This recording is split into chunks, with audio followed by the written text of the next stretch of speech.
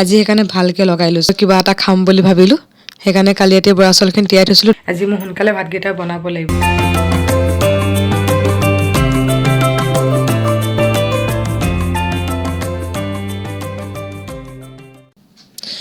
Good morning. আজি মোৰ ইমান ভিতৰত ঠাণ্ডা লাগি আছে, হাতত কফি কাপ লৈ পেলাই ওপৰলৈ গুচি আহিলোঁ। ঠাণ্ডা দিনৰ ৰ'দজাক লৈ আজি বোলো কফি কাপ খাওঁগৈ, কাৰণ মই চাহ নাখাওঁ। সেইকাৰণে মই আজি কফি কাপেৰে দিনটো ষ্টাৰ্ট কৰিছোঁ। আৰু আজি বতৰটো ইমান ধুনীয়া কৰিছে ন। ঠাণ্ডা দিনত কেতিয়াবা ঘৰৰ ভিতৰতো ইমান বেছি ঠাণ্ডা লাগে নহয়। কফি কাপ খাই উঠিয়ে লগালগ ভাবিলোঁ মূৰত তেলকণ লগাই লওঁ দেই, ৰ'দজাক থাকোঁতেই। বাতিত গৈ লগালগ তেল আৰু আমলখিৰ ৰস অকণমান মিক্স কৰি লৈ ল'লোঁ। বেছি নাই লোৱা, অকণমান সময়ৰ কাৰণে লগাইছোঁ। তাৰপিছত শ্বেম্পু কৰি গা ধুই দিম। আৰু যে ৰ'দত বহি তেল লগাই বহুত ভাল লাগে ন ঠাণ্ডা দিনকেইটাত। ঠাণ্ডা দিন সোমোৱাৰ পিছৰ পৰা এবাৰ নে দুবাৰহে তেল লগাইছোঁ। আজি সেইকাৰণে ভালকৈ লগাই লৈছোঁ। মই বেছিকৈ চুলিত তালুত বেছিকৈ তেল লগাওঁ আৰু চুলি আগটোত বেছিকৈ লগাওঁ। এতিয়া মইহে আগটোত লগাব লৈছোঁ, নহ'লে চুলি আগটো ইমান বেছি ফাটে ন। এয়া মই এতিয়া তেল লগাই আছোঁ। তাৰ অলপ পিছত মিষ্টাৰো আহিলে ওপৰলৈ, তেওঁৰ লগতে কথা পাতি তেল লগাই আছোঁ। ভালকৈ চুলি আগ গুৰি তালু চবতে আৰামছে ৰ'দত বহি তেল লগালোঁ আৰু লগতে গাটো গৰম কৰি ল'লোঁ ৰ'দত বহি। এতিয়া তেল লগাই হৈ গ'ল, চুলিখিনি বান্ধি ল'লোঁ। A few minutes later. এতিয়া আকৌ দিনটো কামখিনিলৈ উভতি আহিলোঁ। কালি ৰাতি বৰা চাউল তিয়াই থৈছিলোঁ। আজি বৰা চাউলৰ কিবা এটা খাম বুলি ভাবিলোঁ, সেইকাৰণে কালি ৰাতি বৰা চাউলখিনি তিয়াই থৈছিলোঁ। ধুই মেলি তিয়াই থৈছিলোঁ বাৰু, এতিয়া আকৌ এবাৰ ভালকৈ ধুই লৈছোঁ। এয়া এতিয়া ধুই আছোঁ চাউলখিনি। যিমান ধুলোঁ অলপ হ'লেও লেতেৰা ওলাই চাবচোন। এতিয়া আকৌ এবাৰ ভালদৰে সেইকাৰণে ধুই লৈছোঁ। ধুই মেলি পানীখিনি পেলাই ল'লোঁ। চাউলখিনি একদম ধুনীয়াকৈ চাফা হৈ গ'ল। এতিয়া ব'লকচোন, এতিয়া বৰা চাউলৰ কিবা ৰেচিপি এটা বনাওঁ আজি। এয়া দেখিছে, আকৌ এবাৰ তাত পানী দি ল'লোঁ। এতিয়া পানী পৰা টুকি টুকি ফুটা ফুটা বল এটাত দি লৈছোঁ। মইতো ফুটা বল বুলি কওঁ। ৰেচিপিটোৰ নাম ক'ব থাকিয়েই গ'ল নহয়। আজি মই চয়া দিয়া বৰা ভাত বনাব লৈছোঁ। এয়া প্ৰথম পানীখিনি গৰম কৰি ল'লোঁ। পানীখিনি পূৰা উতলি অহাত অথনি যে দেখাইছিলোঁ সেই চাউলখিনি এনেকৈ কুকাৰটোৰ ওপৰত দি দিলোঁ। আৰু এই ৰেচিপিটো আমি চয়া বুলি কওঁ, কিছুমানে কিন্তু চেৱা বুলিও কয়।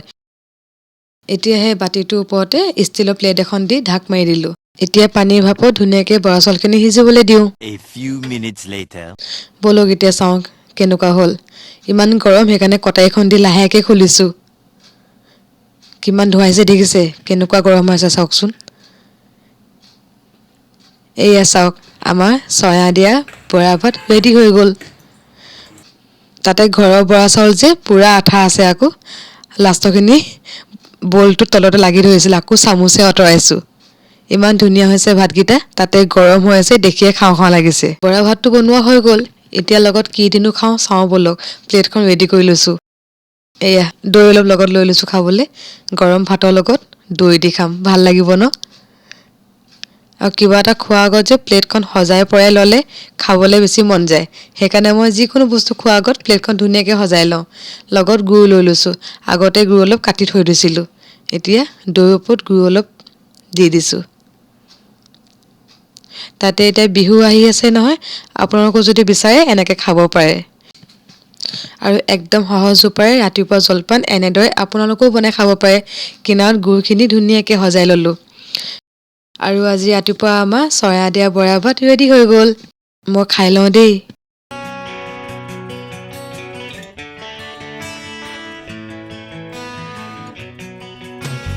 One hour later. গা পা ধুই আজৰি হ'লোঁ। আজি মই সোনকালে ভাতকেইটা বনাব লাগিব, মানে এওঁ অলপ আজি সোনকালে ওলাই যাব। সেইকাৰণে মই সোনকালে ভাতখিনি ৰেডি কৰিলোঁ, বুলি আজৰি হৈ লওঁ। আৰু মেহেন্দিখিনি কেনেকুৱা লাগিছে জনাব নাপাহৰিব। চ' কালাৰটো একদম ব্লেক হৈ গৈছে। আৰু যে মই যে মেহেন্দি কালাৰ এনেকৈ ব্লেক বা ডাৰ্ক হৈ গ'লে বহুত ভাল পাওঁ। ডিজাইনটো কেনেকুৱা লাগিছে? আচ্ছা ঠিক আছে, মই এতিয়া যাওঁ পাকঘৰলৈ, ভাত চাত বনাই মেলি লওঁ। একেবাৰে আজৰি হৈ পেলাই এওঁকো খুৱাই বোৱাই পৰা বিদায় দিলোঁ। তাৰপিছতে একেবাৰে আজৰি হৈ মেলি লগ পাই আছোঁ দেই। 1 hour later.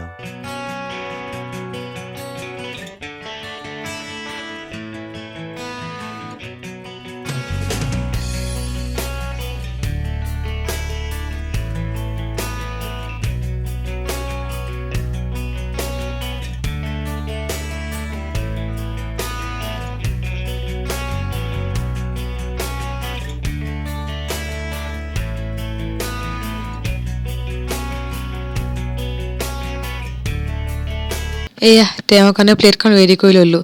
ঠাণ্ডা দিন বুলি ক'লে লাই শাকৰ ভাজিখন ভাল লাগে নহয়। আজি সেইকাৰণে লাই শাকৰ ভাজি বনালোঁ। মাছৰ চাটনি, মাছ কেইজনীমান ফ্ৰাই কৰি ল'লোঁ। পকৰী কেইটামানো লগত বনাই ল'লোঁ। অকণমান বুট আছিলে জানেনে, সেয়াও লগত ভাজি দিলোঁ।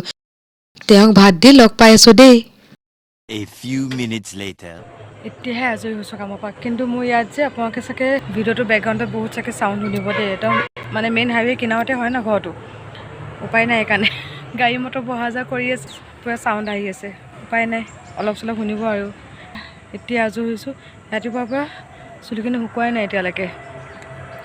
ভাত পানী বনাই আজৰি হৈ তেওঁক খাবলৈ দি মেলি পঠিয়াই ল'লোঁ। এতিয়া আহি পেলাই ৰ'দত অলপ বহিছোঁ চুলিখিনি শুকাওক বুলি। আৰু চাব মই কি খাই আছোঁ। জলফাই, আমলখি, নিমখ, জলকীয়া গুড়ি আৰু কেঁচা জলকীয়া এটা লগত ভাঙি লৈছোঁ। ঠাণ্ডা দিনত যে এনেকৈ ৰ'দত বহি খাই ভাল লাগে ন। টেঙা আৰু তিতা একেলগে খাব নালাগে বুলি কয়।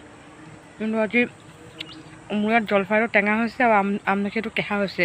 টেঙা আৰু কেঁহা চাগে একেলগে খাব পাৰে চাগে দেই। মই খাই দিছোঁ, নাজানো আৰু কি হয়। ভাল লাগিছে খাই।